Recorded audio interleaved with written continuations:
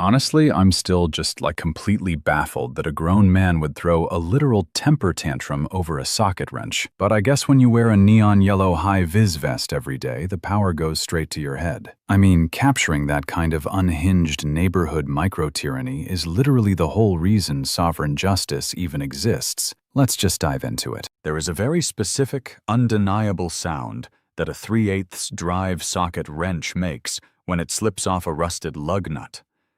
It's a sharp ping, followed immediately by the dull thud of your bare knuckles slamming into cold, unforgiving steel. It hurts, badly. But you know what hurts even more? The sound of a throat clearing right behind you while you're cradling your bleeding hand. Ahem. I didn't even look up. I just squeezed my eyes shut, kneeling there on the sun-baked concrete of my own driveway in Cary, North Carolina. It was a Tuesday afternoon. The air smelled like freshly cut fescue grass and looming bureaucratic overreach. "I know you hear me, son," the voice squeaked. I wiped grease onto my jeans, took a deep breath, and turned around. Standing at the end of my driveway, casting a shadow over my utterly pristine, slightly rusted 1998 Honda Civic, was Craig. Let me paint you a picture of Craig. Craig is the kind of guy who measures his neighbor's grass with a literal ruler. Craig wears wraparound sunglasses even when it's cloudy. And today, Craig was wearing a blindingly bright neon high-visibility vest over a polo shirt tucked tightly into khaki shorts. He held a clipboard like it was the Excalibur of municipal code enforcement. "Craig," I sighed, standing up and wiping my hands on a shop towel. "What can I do for you? Do you need to borrow a cup of unearned authority, or are we just doing the staring thing today?" Craig didn't blink. He tapped his pen against his clipboard. Tap, tap, tap. "You're operating an illegal chop shop, son," he said. He actually used the word son. I'm 32 years old. I looked at the Honda. The hood was up. One wheel was off. There was exactly one jack stand in use. "Craig, it's a brake pad. I am changing a single brake pad. I'm not exactly running a fast and furious syndicate here. Do I look like Vin Diesel to you?" "The law is the law," Craig recited, puffing out his chest so the high-vis vest strained. Against his polo. "Cary Municipal Ordinance, 14B, Section 3. No automotive repair, restoration, or mechanical maintenance shall be conducted in a residential driveway or uncovered parking area." "It's my driveway," I pointed out. "I pay the mortgage. The driveway came with the house. I checked the receipt." "Doesn't matter." Craig began furiously scribbling on his clipboard. "This town has standards. We don't want our neighborhoods looking like salvage yards just because you can't afford a real mechanic. It brings down the property value. It's an eyesore." I felt the familiar heat of righteous indignation rising in my chest. An eyesore? The Johnsons across the street had a lawn gnome collection that looked like a terrifying frozen cult, but me turning a wrench for 45 minutes was the real threat to society? "Craig, listen to yourself," I said, trying to keep my voice level. "I am going to put the new pad on, put the tire back on, and drive to the grocery store. I will be done in 10 minutes. He ripped a piece of pink carbon paper from his clipboard and marched up my driveway. He slapped it right onto the windshield of the Civic, right over the driver's side wiper. "Citation for unauthorized automotive repair," Craig announced, his voice echoing slightly in the quiet suburban cul-de-sac. $500, and you have exactly 48 hours to clear this vehicle from the premises, or I am calling a tow truck at your expense." I stared at the pink slip. $500? For changing my own brakes on my own property? "You're joking, right?" I asked, the snark draining out of me, replaced by pure, unfiltered shock. $500? "Read the slip, son," Craig smirked. It was a nasty, triumphant little smirk. The smirk of a man who had finally found an outlet for his complete lack of control over his own life. "Have a blessed day." He turned on his heel and marched back down the driveway, his white New Balance sneakers squeaking on the asphalt. I stood there for a long time. I looked at the pink slip. I looked at my busted knuckles. I looked at the Honda Civic. Now, a normal person might have just paid the fine. A normal person might have taken the car to a shop, swallowed their pride, and moved on with their life. But if you're reading this, you already know I am not a normal person. Normal people don't start YouTube channels dedicated to legal revenge. Craig didn't just fine me, he challenged me. He used the system as a weapon to bully me on my own property. And if there is one thing I absolutely cannot stand, it's a bully with a clipboard. So I didn't get mad. I didn't yell. I walked inside, washed my hands, brewed a pot of coffee so strong it could dissolve a spoon, and sat down at my computer. It was time to go to war. By 2 a.m., my eyes were burning. I had 13 tabs open on my browser, all pointing to various PDF documents hosted on the spectacularly poorly designed Cary, North Carolina Municipal website. Let me tell you something about municipal codes. They are written by lawyers, for lawyers, to confuse normal humans so badly that we just give up and pay the fines. It's a labyrinth of cross-references, archaic definitions, and run-on sentences that would make an English teacher weep. But I am a patient man, and I had a $500 reason to keep reading. I started by looking up the exact ordinance Craig cited, 14b, Section 3. There it was, in black and white. No person shall engage in automotive repair, restoration, or mechanical maintenance of any motor vehicle, trailer, or boat upon any residential driveway, yard, or unenclosed parking area. Okay, solid. Craig had me there. But in the legal world, everything hinges on definitions. What exactly constitutes repair? I scrolled down to the definitions section of the zoning code. It took me 20 minutes to find it, buried under a section about acceptable fence heights. Repair. The act of restoring a vehicle, machine, or structure to a good or sound condition after decay or damage, to fix, mend, or make whole. I paused. I took a sip of my terrible, sludgy coffee. Restoring to a good or sound condition. I leaned back in my chair. A slow, sinister smile crept across my face. What if I wasn't restoring it? What if I wasn't fixing it? What if, hypothetically speaking, I was taking it apart and never putting it back together? The ordinance strictly forbade repairing a car, but it said absolutely nothing about deconstructing one. Still, that wasn't enough. Craig would just hit me with a junk vehicle ordinance or a nuisance complaint. I needed armor. I needed a shield so impenetrable that the city would choke on its own red tape before they could touch me. I started digging into business licenses and zoning exemptions. If I was going to turn my driveway into a war zone, I needed to make it a legally protected war zone. That's when I found the Holy Grail. It was a small subsection under the town's economics, development initiatives, the home-based media business exemption.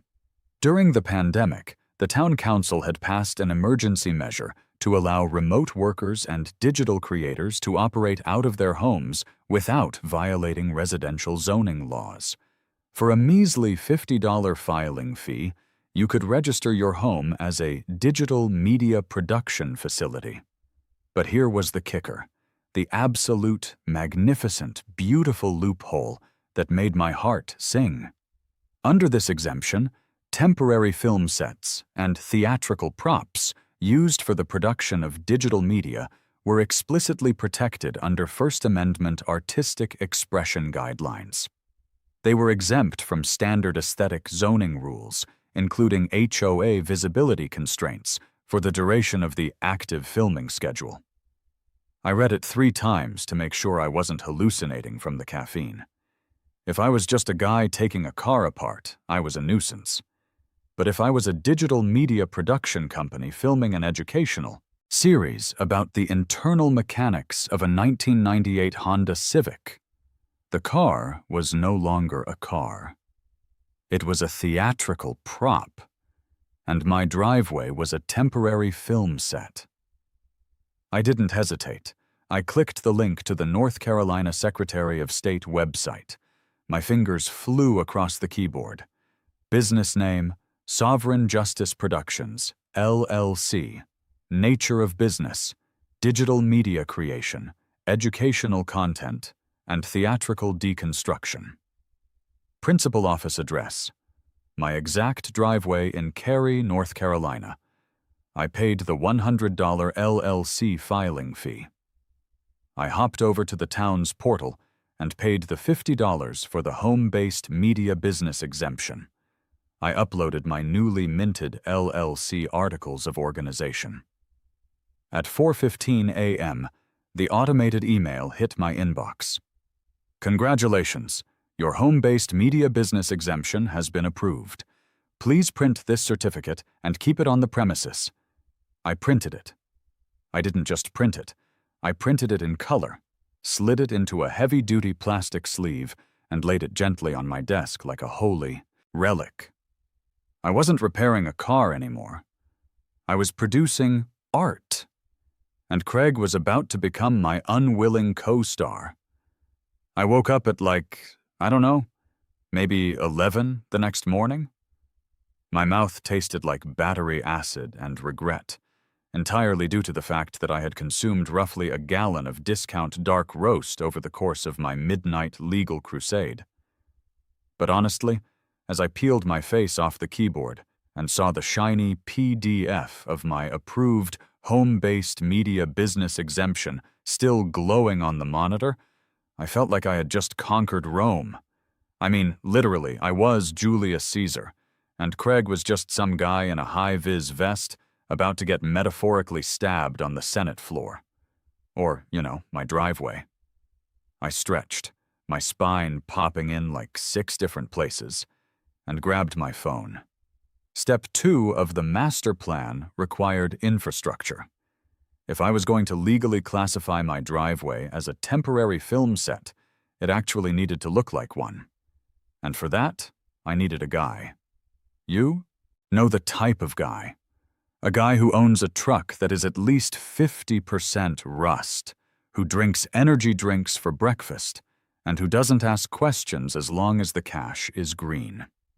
I hopped onto a local community forum, the exact kind where people usually complain about coyote sightings and suspicious teenagers, and found an ad for a general contractor. Tony's Reliable Builds. Decks, fences, patios. No job too weird. Perfect. I dialed the number. "Yeah, Tony speaking." The voice on the other end was rough, like he had spent the last 40 years gargling with gravel and unfiltered cigarettes. "Hey, Tony, I saw your ad. I have a job. It's a little unconventional. I need a structure built over my driveway." "Like a carport?" Tony asked. I could hear the distinct sound of a circular saw winding down in the background. "No, Tony, definitely not a carport. A carport would be a permanent residential structure subject to Cary Municipal Zoning Ordinance Section 12A, which requires a 30-day permitting process and a land survey."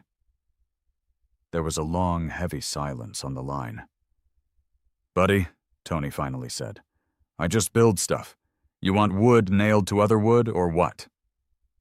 "I want wood nailed to other wood," I confirmed. "I need a freestanding, temporary wooden frame, roughly 10 feet high by 12 feet wide, built directly over a 1998 Honda Civic." and I need it done today. Today? Honestly, buddy, that's gonna cost you the rush fee, and the I don't know what the hell you're talking about fee. Name your price, I said, feeling the intoxicating rush of a man who is about to make a terrible financial decision purely out of spite. $600, plus materials. Done. See you in an hour. Exactly 58 minutes later, the peace and quiet of my aggressively manicured Cary cul-de-sac was violently shattered by the sound of a 2004 Ford F250 with a rusted-out muffler backfiring its way down the street. It pulled into my driveway, stopping mere inches from the bumper of my immobilized, one-wheeled Honda Civic. Tony stepped out. He was a masterpiece of a man. He wore a faded t-shirt from a 1999 Metallica tour, a tool belt that looked like it weighed more than he did, and a pair of wraparound safety glasses perched on top of a weathered baseball cap.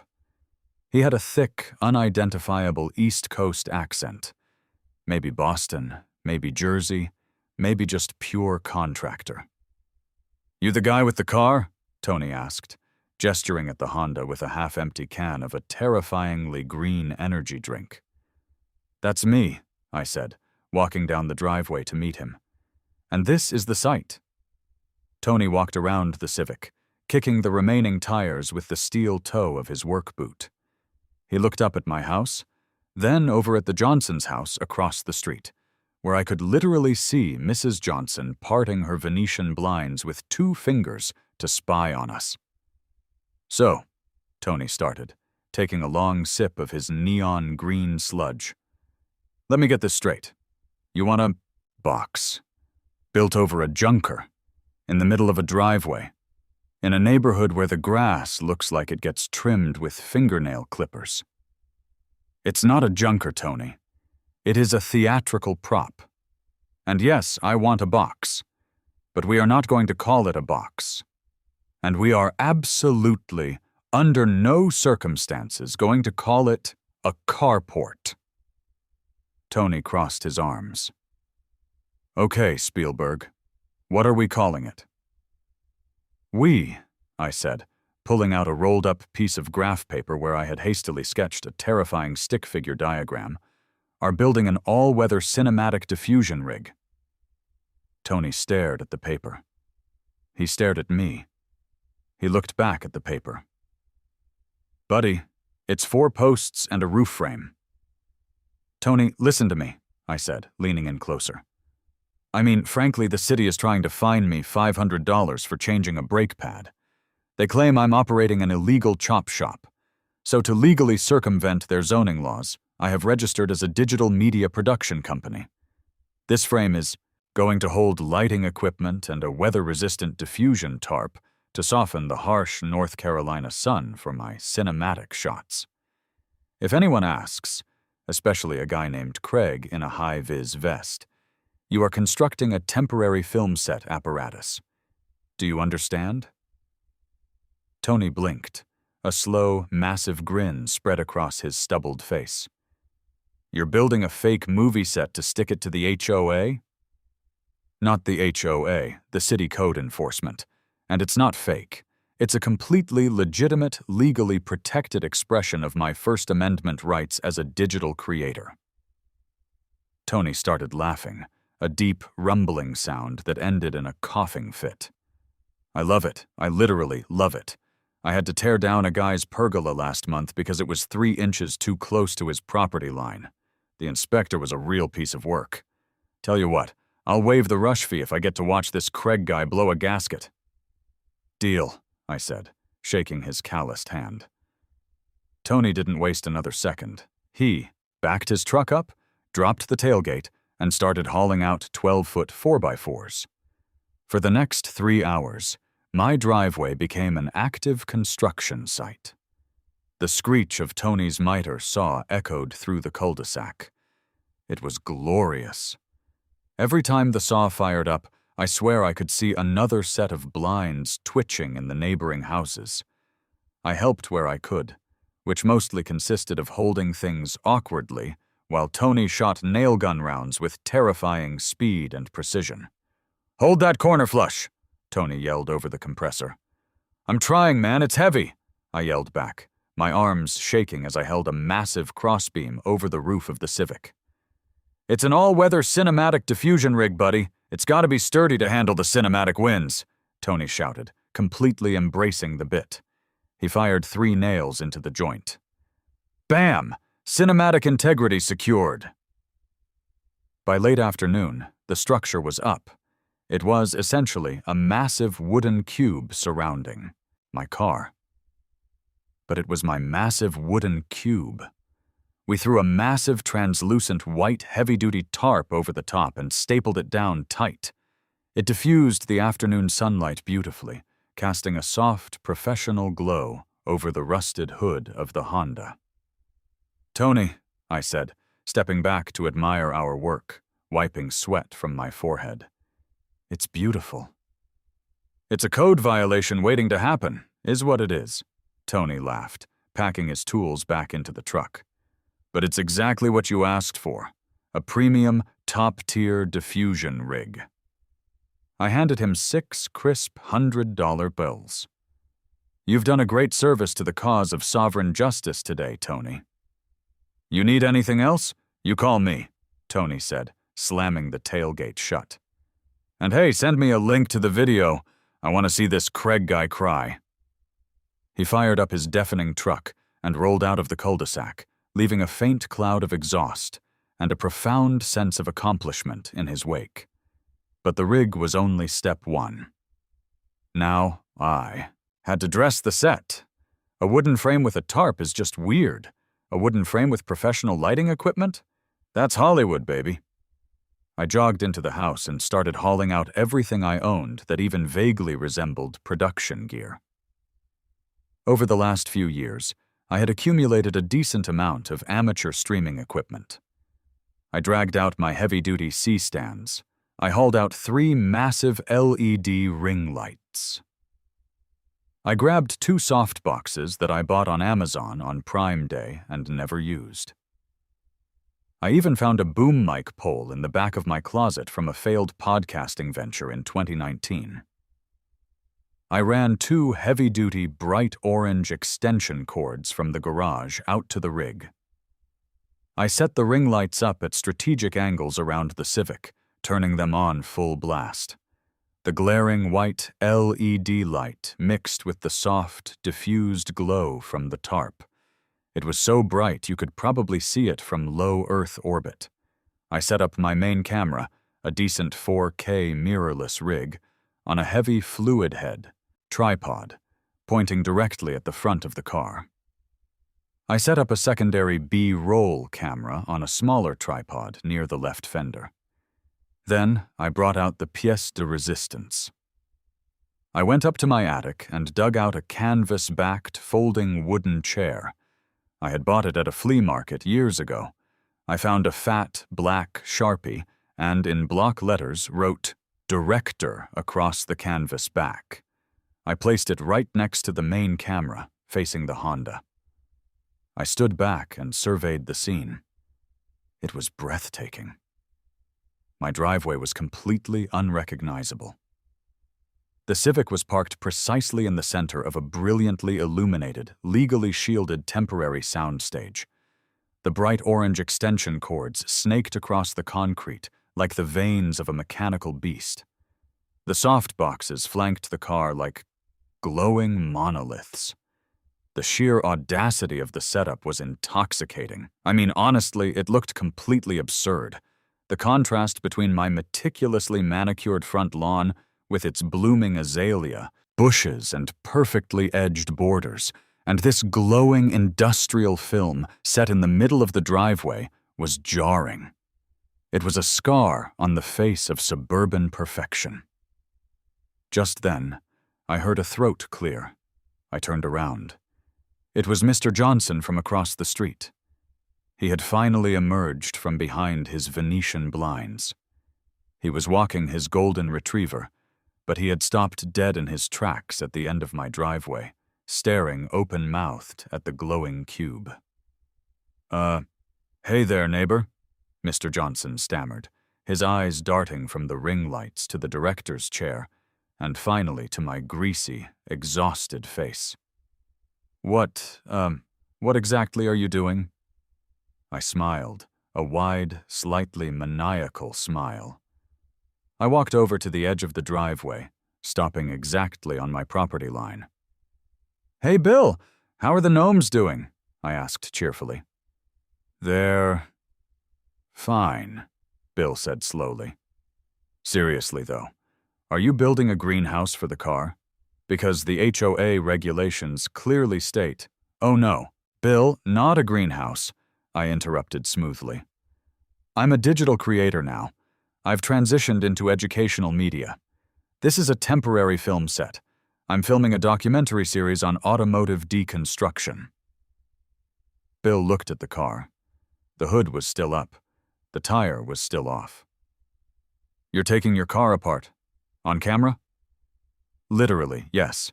Piece by piece, down to the chassis. It's a deep dive into the engineering of late 90s Japanese sedans. Very niche market, but huge potential for ad revenue." "But the noise," Bill protested, gripping his dog's leash a little tighter. "And the lights. Those lights are brighter than the sun, man.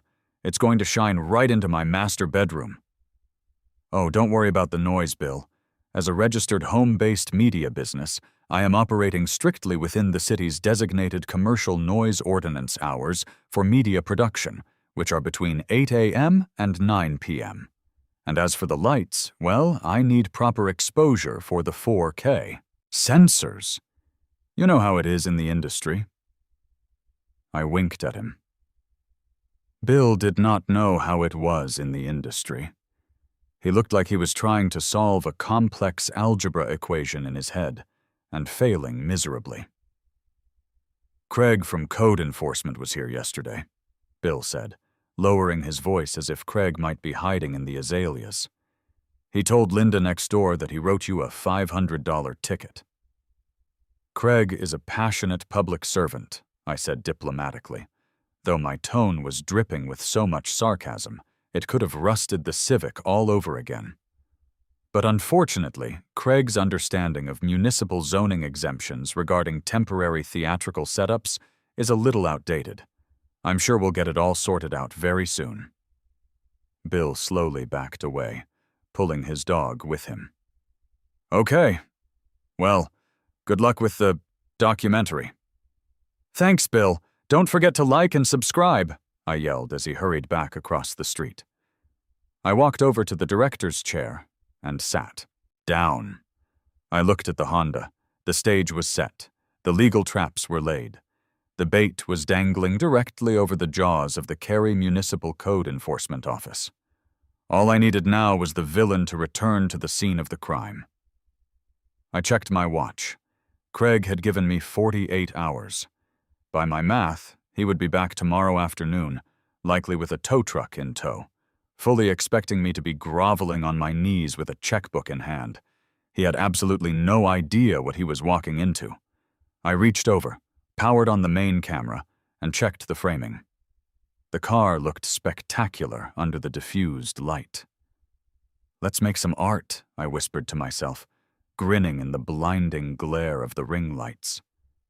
The next morning, the 48-hour clock was officially ticking down to its final minutes.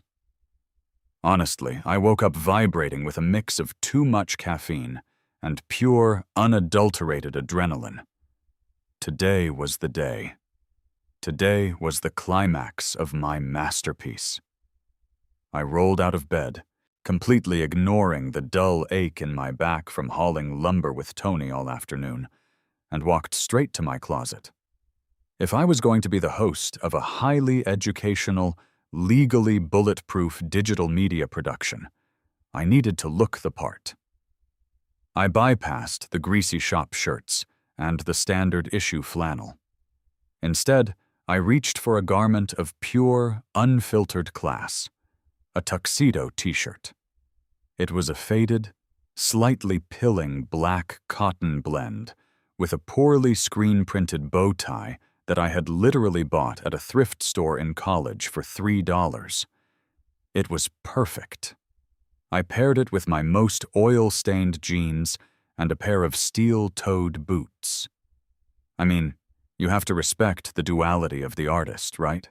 Formal on the top, industrial hazard on the bottom. I grabbed my coffee. Black, no sugar, because I guess I enjoy suffering, and walked out the front door. The all-weather cinematic diffusion rig looked even more glorious in the morning light. The North Carolina humidity had settled over the cul-de-sac, making the air thick and heavy, but under the tarp, my 1998 Honda Civic looked like it belonged in a museum. Or, at the very least, a very confusing modern art exhibit. I checked my watch, 10:45 a.m. Craig's deadline was 11 a.m. sharp. Like clockwork, this guy was going to show up demanding his pound of flesh, and I was going to serve him a 5-course meal of malicious compliance. I spent the next 10 minutes meticulously prepping the set. I mean, if you're going to claim First Amendment protections for a film set, you actually have to be filming.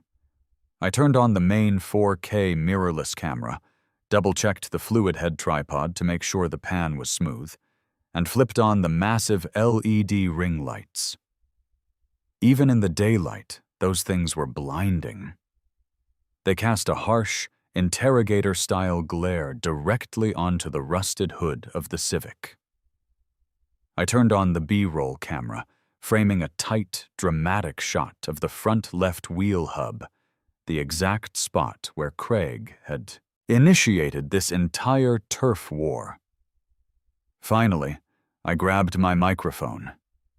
It wasn't just a lapel mic. I went full broadcast mode. I had a wired, dynamic handheld microphone plugged directly into a portable audio interface resting on my director's chair. I gripped the mic, took a deep breath, and stepped into the center of the illuminated driveway. I looked directly into the lens of the A camera. Welcome to episode 1 of Taking Stuff Apart and Never Putting It Back Together, I shouted, my voice echoing slightly under the wooden canopy Tony had built. I am your host, and today we are embarking on a profound, deeply emotional journey into the heart of a 1998 Japanese commuter vehicle. We aren't here to fix. We aren't here to repair. We are here to deconstruct. We are here to ask the hard questions like, what does a steering column look like when it's completely detached from the chassis? I paused, letting the dramatic tension hang in the humid air, before pivoting sharply on my heel and pointing dramatically at the windshield. Step 1. The removal of the directional command sphere, also known to the layman as the steering wheel. I grabbed a flathead screwdriver and a socket wrench from my toolbox, humming a little tune to myself. I popped the driver's side door open, wedged myself into the worn fabric seat, and started carefully prying the plastic casing off the center of the steering wheel. I was making sure to narrate every single agonizingly boring step out loud for the microphone. Now the key here, folks, is to apply gentle, consistent pressure, I said to the camera mounted outside the window. You don't want to trigger the airbag, because that would ruin the narrative arc of the episode. And honestly, it would really hurt. I had just managed to expose the main center nut locking the wheel to the steering column when I heard it. The distinct, heavy rumble of a diesel engine creeping slowly down the street, followed by the squeak of poorly maintained brakes. I didn't stop. I kept my eyes entirely focused on the socket wrench, fitting it perfectly over the center nut. But I was smiling. Oh, I was smiling so hard my cheeks hurt. The heavy vehicle idled right at the edge of my driveway. I heard the unmistakable clunk of a flatbed tow truck shifting into park. Then, the slam of a heavy metal door. All right, son, playtime is over. The voice was shrill, nasally, and dripping with smug satisfaction. I slowly pulled my head out of the car, wiping a theatrical bead of sweat from my forehead, and looked toward the street. It was a beautiful, chaotic tableau. There, blocking the end of my driveway, was a massive rusted white flatbed tow truck. Standing next to it was the driver, a guy chewing on a toothpick who looked like he'd rather be literally anywhere else. And standing 10 feet in front of the truck, hands planted firmly on his hips, wearing his signature wraparound sunglasses and his painfully bright high-vis vest, was Craig.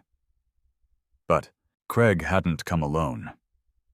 Parked right behind the tow truck, its lights entirely off, but its presence undeniable, was a black-and-white Cary Police Department Ford Explorer. A uniformed officer was leaning against the cruiser's front fender, holding a thermos of coffee, looking profoundly bored. Craig had actually brought the cops. He brought the cops to a brake job. I literally couldn't have written a better script for the channel if I had tried. I stepped out of the Civic, holding my wired microphone in one hand and my socket wrench in the other. I smoothed down the front of my tuxedo t-shirt and walked to the edge of the diffusion rig's shadow, stepping right into the glare of the morning sun. "Craig!" I beamed, my voice booming through the microphone. "Welcome to the set. You're just in time. We are rolling right now on a highly technical, deeply artistic deconstruction. Do you want to be a guest star? Because honestly, the lighting in here is doing wonders for your high-vis vest. It's really making the neon pop." Craig's jaw tightened. He pointed a trembling, authoritative finger at my chest. "You think you're funny, son? You think you can make a mockery of the Cary Municipal Code? Your 48 hours are up. You didn't clear the nuisance vehicle, and now you've built whatever the hell this eyesore is. I'm having the vehicle impounded, and I'm citing you for an unpermitted structure."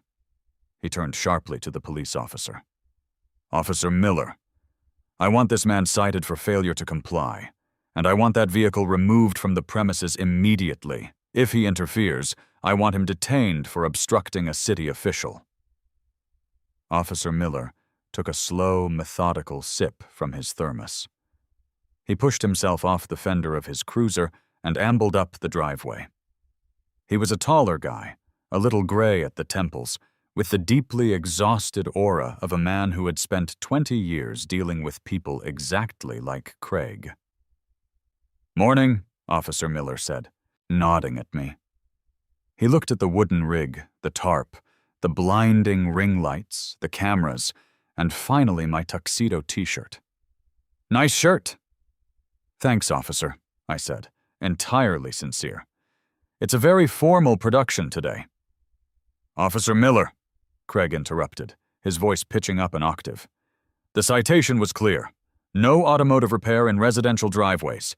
He is blatantly violating the ordinance. He's got a wrench right in his hand. He is repairing that vehicle." I held up the wrench, presenting it to the camera like a QVC host selling a diamond necklace. "Actually, Craig, this is a prop wrench, used for the narrative," I explained calmly, my voice projecting perfectly through the microphone so the camera would pick up every syllable. "I am not repairing anything. Repairing implies fixing. I am currently engaged in the theatrical deconstruction of a prop vehicle for my digital media channel."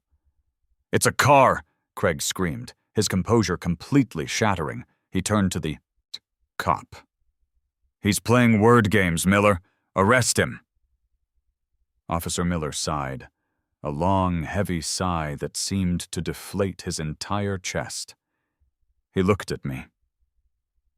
"Look, buddy, I don't really care about the semantics. Craig here called dispatch and said there was an illegal commercial operation and a refusal to comply with a tow order. Do you have a permit for this structure, or are we going to have to do this the hard way?" "I absolutely do, Officer Miller," I said, my heart hammering against my ribs. This was it. The trap was springing. I walked over to the director's chair. Resting on the seat, safely enclosed in its heavy-duty plastic sleeve, was my paperwork. I picked it up, walked back down the driveway, and handed it directly to the police officer, completely bypassing Craig's outstretched, demanding hand. "What is this?" Miller asked, squinting at the glossy paper. "That," I said, leaning in so the microphone picked up my voice, "is a legally binding, officially approved home-based media business exemption issued by the City of Cary Economic Development Office at 4:15 yesterday morning. Attached to it are the Articles of Organization for Sovereign Justice Productions, LLC." Craig snatched the paper out of Miller's hands. His eyes darted furiously back and forth across the page. "And if you read Section 4, Paragraph B of that exemption," I continued, speaking loudly and clearly, "you will see that temporary film sets and theatrical props utilized in the active production of digital media are explicitly exempt from standard residential aesthetic zoning ordinances, including the prohibition of automotive repair, because, legally speaking, I am not a resident repairing a car. I am a media production company filming a documentary, and this rig Tony built? It is an all-weather cinematic diffusion rig, which is also protected." Officer Miller leaned over Craig's shoulder, reading the highlighted section of the permit. For a second, nobody moved. The only sound was the low hum of the tow truck idling in the street. Then, Officer Miller started to laugh. It wasn't a chuckle. It was a deep, rumbling belly laugh. He took off his uniform hat, ran a hand through his graying hair, and looked at me with an expression of pure, unadulterated respect. "Well, I'll be damned," Miller chuckled, handing the paperwork back to me. "He's got a film permit, Craig, and a business license. It's a prop." "It's a 1998 Honda Civic!" Craig shrieked, his face turning a dangerous shade of magenta. "It's got a license plate!" "Actually, Craig, I surrendered the plates to the DMV online yesterday," I corrected him cheerfully. "So technically, it's just 2,000 pounds of Japanese steel, plastic, and artistic potential." "You can't do this!" Craig yelled, his voice cracking. He looked frantically at the tow truck driver. "Hook it up! Hook the car up right now!" The tow truck driver spat his toothpick onto the asphalt, leaned out the window, and yelled back, "I ain't touching a legally protected film set, man. That's a lawsuit waiting to happen. You paying me for my time or what?" Officer Miller put his hat back on and tapped Craig on the shoulder. "Stand down, Craig. There's no code violation here. The man has his paperwork in order.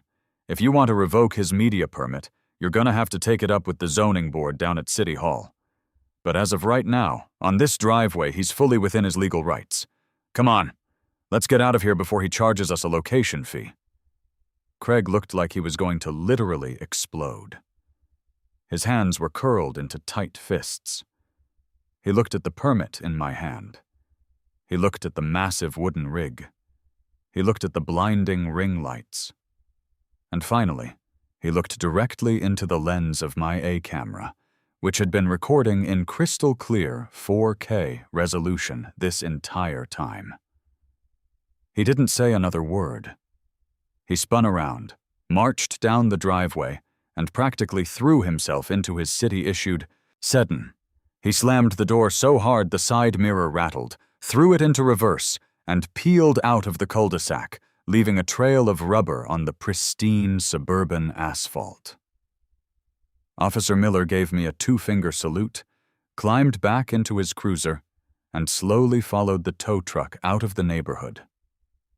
I stood there in the quiet of the morning. I looked at the camera.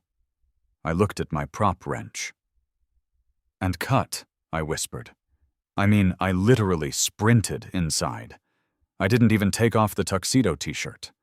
I pulled the SD card from the camera, jammed it into my computer, and loaded the footage into my editing software. It was pure gold. The audio was crisp, the lighting made Craig look like a supervillain, and the comedic timing of Officer Miller laughing at him was something you couldn't script with $1 million budget.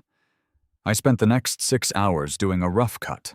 I didn't add any crazy effects. I didn't need to. The raw interaction was gripping enough.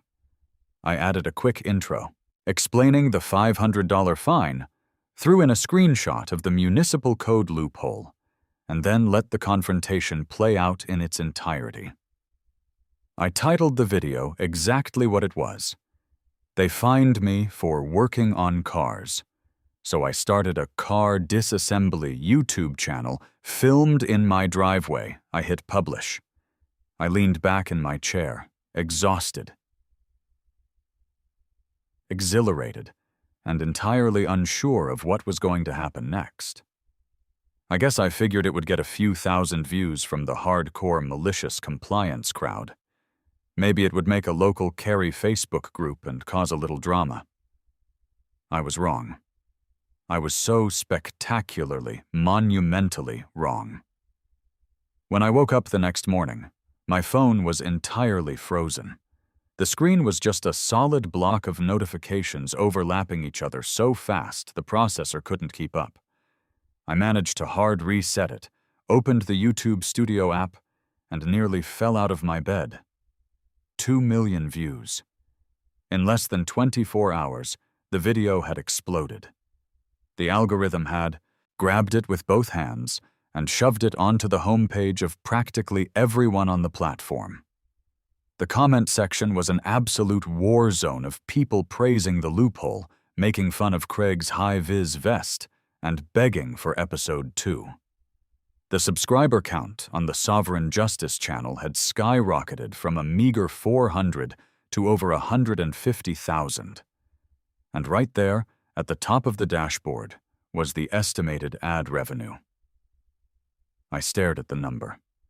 It was enough to buy 10 1998 Honda Civics. It was enough to pay off Tony the contractor for a year. I had monetized my spite. But if I thought the city of Cary was just going to roll over and let a guy in a tuxedo t-shirt publicly humiliate them to an audience of 2 million people, I was severely underestimating the petty vindictiveness of local government. 2 days later, the real retaliation began. I was out in the driveway, setting up the cameras for episode 2, the alternator evacuation. I was practically humming with good energy.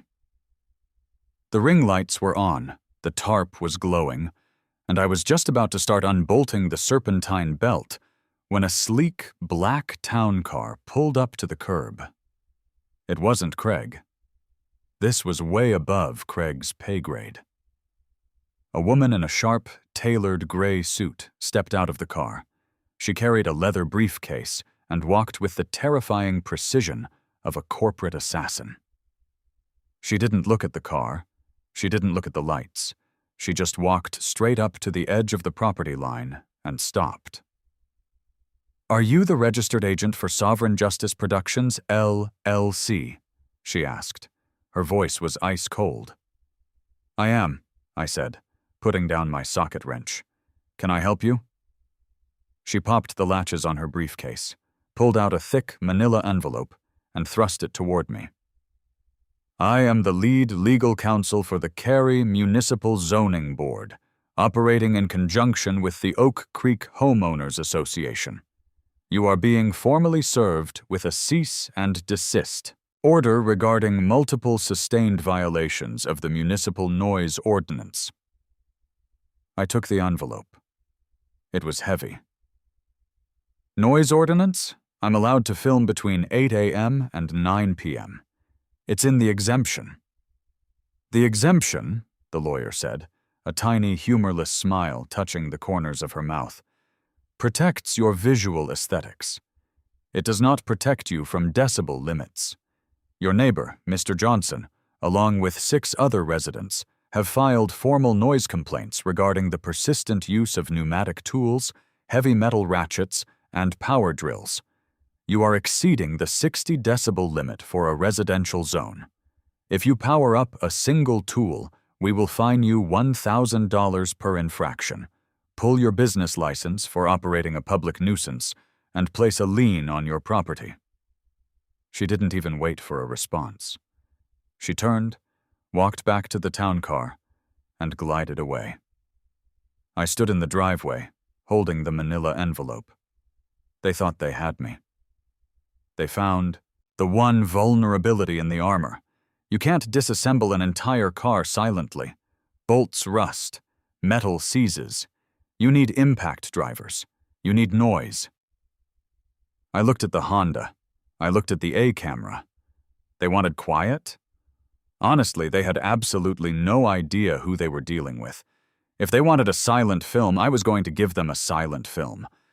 But I was going to make it the most aggressively artistic, culturally protected silent film in the history of North Carolina. I marched inside, pulled up Google, and typed in 4 words. Local classical string quartet. Let's see them try to find me for Beethoven. I mean, honestly, finding a classical string quartet available on a Thursday morning in the suburbs is surprisingly difficult. It took me about 2 hours of frantic Googling and calling local university music departments before I found a group. They called themselves the Bows of Providence, which was a little dramatic, but I guess I wasn't exactly in a position to judge. Theatricality. They were 4 college students who usually played weddings and fancy corporate brunches. I offered them triple their usual hourly rate, paid in cash, with the explicit caveat that they had to wear their absolute most formal black tie attire and play exclusively in a residential driveway. The cellist, a kid named Arthur, who looked like he had never held a power tool in his entire life, asked me if there was going to be a tent. I told him there was an all-weather cinematic diffusion rig. He literally just said, "Okay, cool," and hung up. College kids are the best. By 9 a.m. the next morning, the set was fully dressed. I had pulled the cameras back slightly to widen the shot. The ring lights were blazing. And right there, sitting in 4 folding metal chairs positioned perfectly by the driver's side door of my severely dismantled Honda Civic, were the Bows of Providence.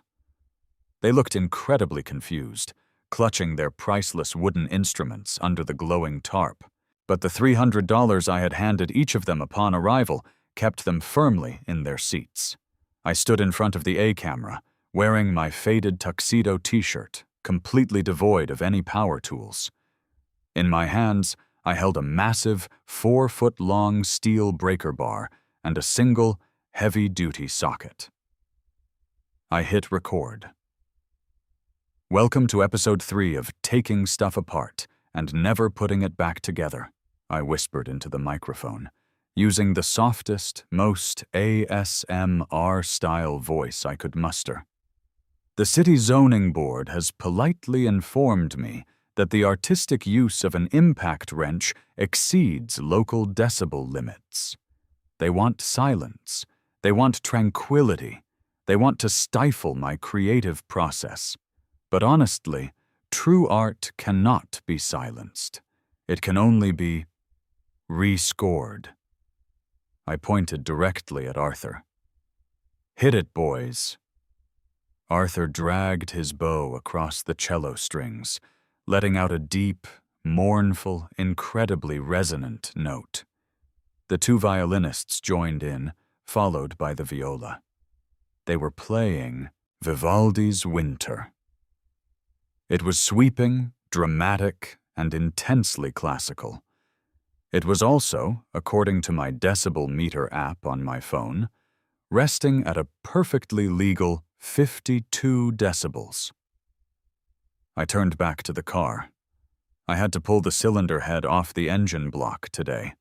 Usually, you'd just zip the bolts off with a pneumatic gun. It would take 10 minutes. Instead, I fit the socket over the first rusted, seized bolt, attached the 4-foot breaker bar, and literally threw my entire body weight onto the end of the steel pipe. I strained. I grunted. The music swelled to a dramatic crescendo. I felt a vein popping out of my forehead. And finally, with a loud, aggressive crack that echoed through the driveway, the bolt broke loose. I turned to the camera, chests heaving, completely drenched in sweat. "As you can see," I whispered, panting heavily, The manual deconstruction of a Japanese inline-4 engine is a visceral, deeply physical performance. It is a dance between man and machine. It is a kinetic sculpture coming to life. I spent the next 4 hours doing this. It was pure, agonizing, manual labor. My hands were blistered, my back was screaming, and I was pretty sure I had pulled a muscle in my shoulder. But every time I felt like quitting, I would look across the street. Mr. Johnson was standing in his front yard, holding a pair of hedge clippers, completely frozen. He had been standing there for an hour.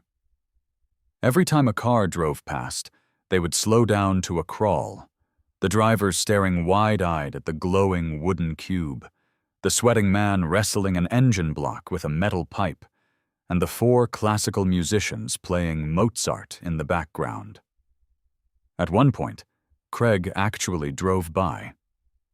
I saw the city-issued sedan slowly roll down the cul-de-sac.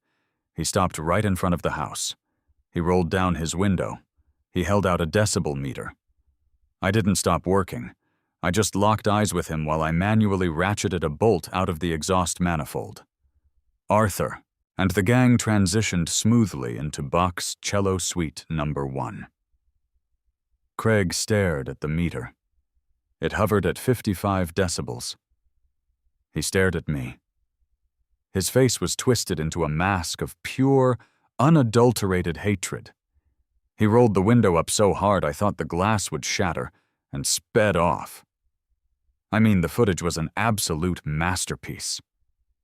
When I uploaded the silent treatment video, I titled it, "City Lawyer Tried to Ban My Tools," so I hired a string quartet and claimed performance art. In the video, I laid out the exact legal framework I was using. I pulled up the Visual Artists' Rights Act of 1990, VARA. I explained straight to the camera how VARA protects works of visual art, including temporary sculptures and performance art, from modification or destruction by municipal entities if the work is of recognized stature. And since my channel now had millions of views and a verified audience, my driveway deconstruction officially met the legal threshold for recognized stature. They couldn't touch the car. They couldn't stop the filming. And they couldn't complain about the noise because Vivaldi doesn't violate the zoning code. The video broke 5 million views in 3 days. The internet completely lost its mind. Major news outlets started picking up the story. Local man wars with HOA and City Hall over driveway art was trending on Twitter. People were making fan edits of Craig getting laughed at by the cop. I was literally printing money from the ad revenue at this point, but a cornered animal is the most dangerous kind, and the Cary Municipal Zoning Board was officially backed into a corner. 5 days later, the certified letter arrived. It wasn't a fine. It wasn't a cease and desist. It was a formal summons. I was being commanded to appear before a special session of the Cary City Council. The agenda item was listed simply as Review and Potential Revocation of Home-Based Media Exemption, Permit Number 4092, Sovereign Justice Productions, LLC. They weren't playing the game anymore. They were just going to flip the board over. I walked into the Cary City Hall the following Tuesday evening. The council chambers looked exactly like you'd expect. Lots of heavy oak paneling, uncomfortable wooden pews, and an elevated semicircular desk where the council members sat, looking down at the peasants below. I didn't wear the tuxedo t-shirt. I wore a tailored dark navy suit, a crisp white shirt, and a subtle blue tie. You have to respect the battlefield. If they wanted to play lawyers, I was going to look like the most expensive lawyer in the room. The room was packed. Word had clearly gotten around. I saw Mr. Johnson sitting in the second row. I saw the ruthless female attorney from the town car sitting at the prosecution table. And sitting right in the front row, wearing his high-vis vest over a button-down shirt, because I guess it was formally attached to his skin at this point, was Craig. The mayor, a tired-looking man who seemed like he desperately needed a vacation, banged his gavel. "All right, let's get this over with," the mayor sighed, adjusting his glasses. "We are here to review the business license of Sovereign Justice Productions, represented by—" He squinted at the paper. I stood up from my table, buttoning my suit jacket. "Present, Your Honor. Though technically you are the mayor, so I guess Mr. Mayor is more appropriate. But honestly, I'm flexible." A few people in the gallery chuckled. The mayor glared at me. "Let's stick to the facts," the mayor grumbled. "Counselor, you have the floor." The ice-cold attorney stood up. She smoothed her skirt and approached the podium. "Mr. Mayor, members of the council, the city's home-based media exemption was designed to allow graphic designers, writers, and small-scale digital creators to work from home during unprecedented times. It was never intended to be a loophole for residents to operate an open-air salvage yard in a prime residential neighborhood, the Hus. Respondent has used a paper-thin legal fiction to skirt zoning laws, create a public nuisance, lower property values, and make a mockery of our code enforcement officers." She gestured dramatically toward Craig, who puffed out his chest. "We are petitioning this council to immediately revoke his media exemption under the Spirit of the Law clause, cite him for all previous zoning violations, and order the immediate removal of the scrap metal he is currently storing under a wooden structure on his property." She sat down. It was a good speech. It sounded very official. "Your response?" the mayor asked, looking down at me like I was a cockroach that had wandered into his kitchen. I walked up to the podium. I didn't bring any notes. I just brought a small USB drive, which I plugged into the podium's presentation laptop. I clicked a button, and the massive projector screen behind the council members blinked to life. "Mr. Mayor, council members, opposing counsel, and Craig," I started, leaning into the microphone. "The city attorney just used the phrase, 'spirit of the law,' which is a fascinating legal concept, because typically when a lawyer argues the spirit of the law, it means they are fully aware that I have absolutely not broken the letter of the law." The attorney scoffed loudly from her table. "But let's talk about public nuisances and property values," I continued, clicking to my first slide. It was a massive high-definition screenshot of my YouTube analytics dashboard. This is the data for my salvage yard over the last 14 days.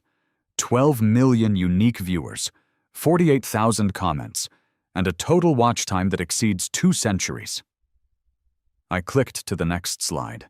It showed a map of the United States, covered in heat map dots showing where my viewers were located. "I am not running a salvage yard. I am operating a highly lucrative, globally recognized media production company from my primary residence, completely within the parameters of the permit you issued me. I am creating educational, artistic content that highlights the mechanical engineering of late 90s vehicles." "It's a junk car!" one of the council members yelled from the dais. "It is a theatrical prop," I fired back, my voice echoing through the chamber. "And under the Visual Artists' Rights Act of 1990, it is a legally protected piece of performance art. But more importantly, let's talk about the economic impact." I clicked to the final slide. It was a line graph showing search trends on Google.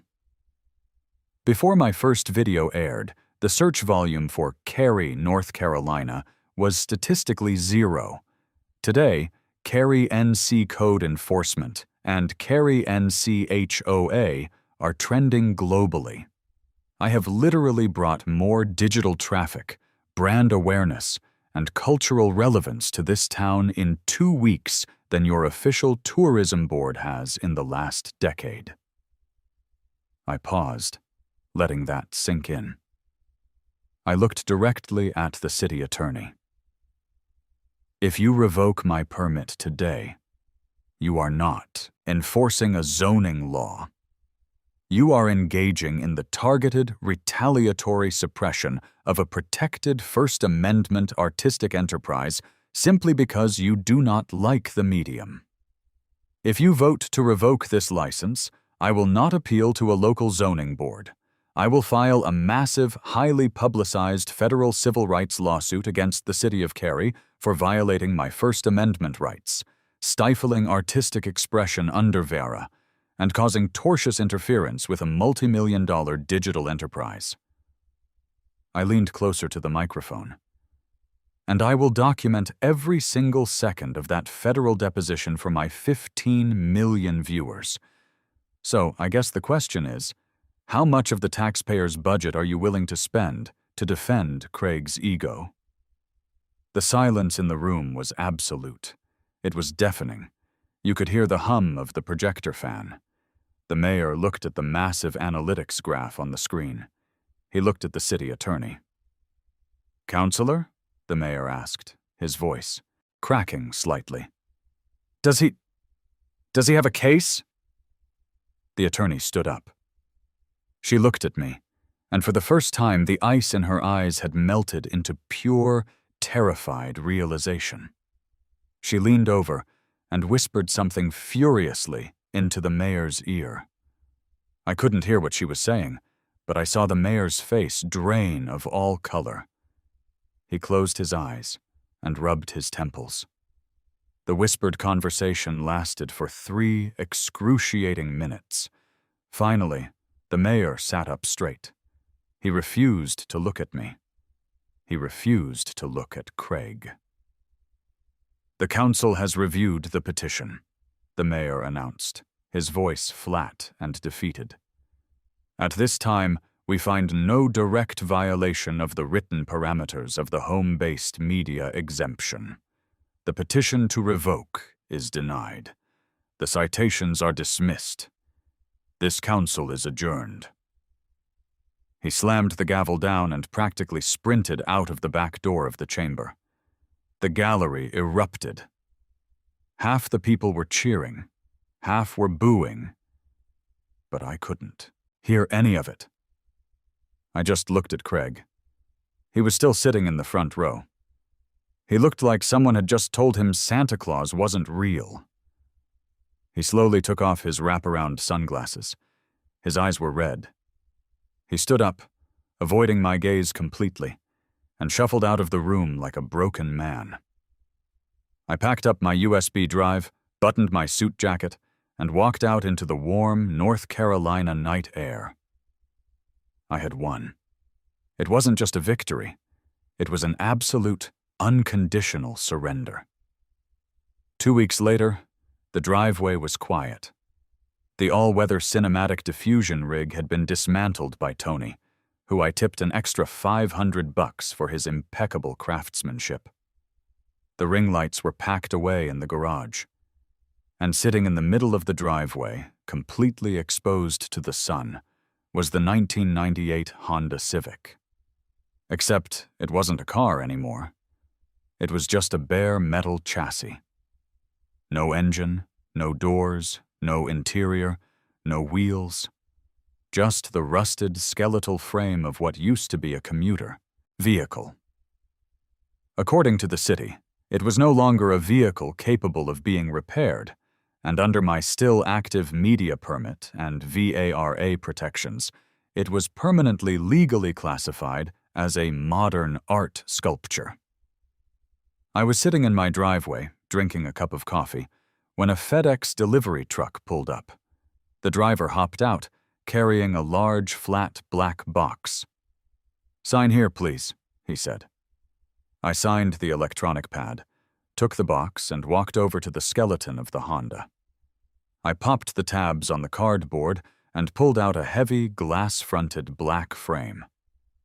Resting inside, gleaming in the morning light, was a massive YouTube silver play button awarded for surpassing 100,000 subscribers.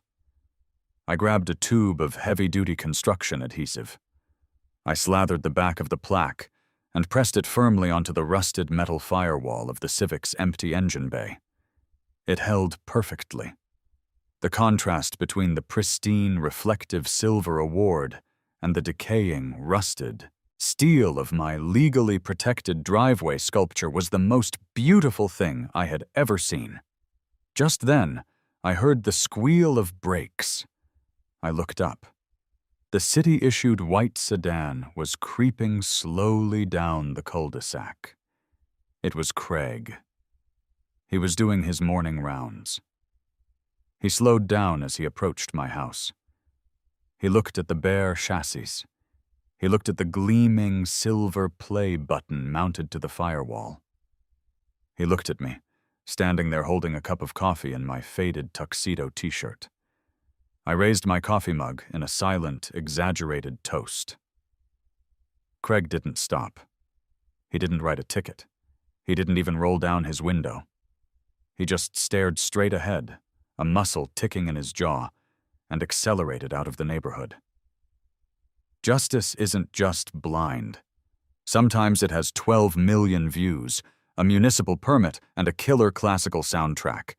And honestly, that's just how we do things at Sovereign Justice.